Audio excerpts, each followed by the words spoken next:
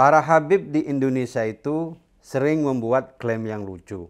Mereka yang leluhurnya belum lama datang ke Indonesia itu mengaku sebagai keturunan pahlawan nasional. Anehnya, pahlawan yang diaku itu tokoh-tokoh terkenal yang sudah diketahui asal-usulnya. Ada habib yang mengklaim bahwa Imam Bonjol itu seorang habib. Cuk Nyadin juga seorang syarifah, termasuk Pangeran Diponegoro yang juga disebut bagian dari keturunan Ba'alawi. Klaim menyesatkan semacam ini tentu berbahaya. Selain membelokkan sejarah, klaim tersebut juga berpotensi menimbulkan konflik sosial. Bisa dibayangkan bagaimana perasaan keturunan Pangeran Diponegoro ketika mengetahui leluhur mereka diaku sebagai keturunan Ba'alawi. Dalam sebuah video di podcast Roma Irama, pakar sejarah Profesor Anhar Gonggong menyatakan klaim keturunan Ba'alawi itu bohong. Data sejarah yang ditulis oleh banyak orang, termasuk pelaku sejarah seperti M. Yamin, telah membuktikan klaim para habib itu palsu, alias asal bunyi. Mereka tidak punya data sejarah. Profesor Anhar bahkan mengajak orang untuk mengetahui klaim tersebut. Beberapa habib yang dianggap berjasa ternyata justru bekerja pada Belanda. Artinya mereka bukan pro pejuang karena bekerja untuk kepentingan Belanda menjajah Indonesia.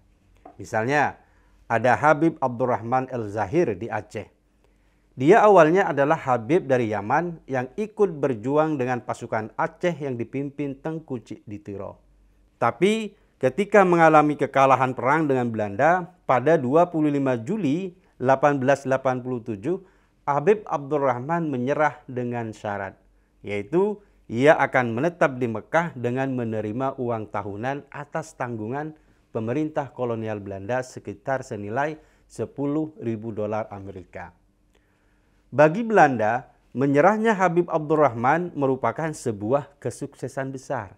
Tapi bagi pejuang Indonesia, itu merupakan kekalahan besar karena umat Islam di Aceh terpecah belah saat itu. Saat di Mekah, Habib Abdurrahman itu terus melakukan hubungan korespondensi dengan Belanda. Dari informasi itulah Belanda mengetahui seluk-beluk dan kelemahan masyarakat Aceh. Korespondensi itu dilakukan melalui Christian Snoek Horegen di konsulat Belanda di Jeddah. Snoek adalah seorang ahli dari Belanda yang mempelajari Islam untuk mencari kelemahan pribumi Indonesia. Bagi masyarakat Aceh, Snoek juga dianggap musuh Islam paling besar karena dia berpura-pura masuk Islam dan membohongi rakyat Aceh. Tokoh kedua yang disebut menjalin hubungan dekat dengan Belanda adalah Habib Utsman bin Yahya atau yang dikenal dengan Mufti Betawi waktu itu. Habib Utsman dianggap telah bekerja sama dengan pemerintah kolonial Belanda. Data sejarah menyebutkan Habib Utsman pernah bekerja sama dengan Snoek Horegen. Ia juga pernah mengkritik jihad terhadap pihak Belanda oleh petani Banten pada tahun 1888. Bahkan ia sendiri pernah membacakan doa untuk Ratu Belanda di masjid. Doa itu lalu membuat geger tanah air. Habib Utsman menganggap doa tersebut boleh dilakukan pada raja non-muslim karena telah melindungi umat Islam. Dia juga membela habis-habisan pendapatnya itu. Sebagai ulama keturunan dari Yaman, Habib Utsman tidak datang langsung dari sana. Ia dilahirkan di Jakarta pada tahun 1822. Ayahnya, Abdullah, adalah menantu dari ulama terkemuka pada masa itu, Syekh Abdurrahman Al-Misri. Belakangan di YouTube juga ramai soal isi surat Habib Utsman yang dianggap membela Belanda. Dia disebut diangkat sebagai penasehat kehormatan oleh pemerintah Belanda untuk urusan Arab pada tahun 1891. Gajinya waktu itu sebesar 100 gulden. Nama Habib Utsman sendiri direkomendasikan oleh Snoek Horegen. Habib lain yang dianggap dekat dengan Belanda adalah Sultan Hamid II. Menurut Profesor Anhar Gonggong, Sultan Hamid II diangkat sebagai mayor jenderal dan ajudan istimewa Ratu Belanda Wilhelmina pada tahun 1946. Padahal waktu itu pejuang kemerdekaan sedang dikejar-kejar dan mau dibunuh oleh Belanda. Tapi Sultan Hamid II malah menerima jabatan itu. Ini namanya bukan pahlawan nasional, tapi lebih cocok sebagai pahlawan Belanda. Menurut keterangan lain, Sultan Hamid yang dianggapnya tidak senang perubahan bentuk negara dari federal, yaitu Republik Indonesia Serikat, menjadi kesatuan.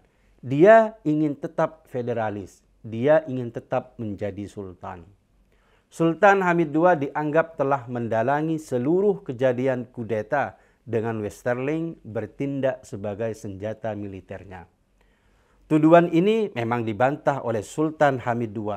Namun dengan bukti-bukti yang memberatkan Sultan Hamid II saat itu, dia dipidana penjara 10 tahun terkait rencana kudeta oleh kelompok ex-Knil pimpinan Kapten Westerling pada tahun 1950. Memang ada narasi yang menyebutkan Sultan Hamid II dianggap berjasa merancang lambang negara Garuda Pancasila.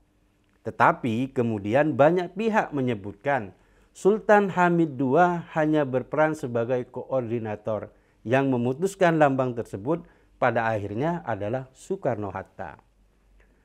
Dari berbagai data sejarah tersebut bisa disimpulkan bahwa para Habib yang dianggap berjasa bagi kemerdekaan Indonesia justru diragukan kesetiaannya. Bahkan dari beberapa kasus dapat disimpulkan mereka justru berpihak pada Belanda. Narasi yang mengagung-agungkan para Habib itu merupakan bagian dari propaganda keturunan Ba'lawi dari Yaman untuk menempatkan leluhur mereka sebagai orang yang berjasa besar bagi Indonesia. Sayangnya, fakta sejarah telah membantah semua itu. Kita tentu akan menerima para Habib yang datang dari Yaman itu sebagai bagian dari Indonesia. Tapi jangan sampai membiarkan mereka membelokkan sejarah. Klaim mereka tentang sejarah itu telah dibantah oleh pakar sejarah. Bahkan klaim mereka yang menyatakan bahwa para Habib itu keturunan Nabi Muhammad juga diragukan oleh banyak pakar, termasuk peneliti BRIN dengan bukti tes DNA. Bangsa Indonesia telah menjadi korban pembelokan sejarah oleh Belanda. Jangan sampai hari ini kita kembali dikibuli oleh para Habib yang mengklaim sejarah sesuka hati.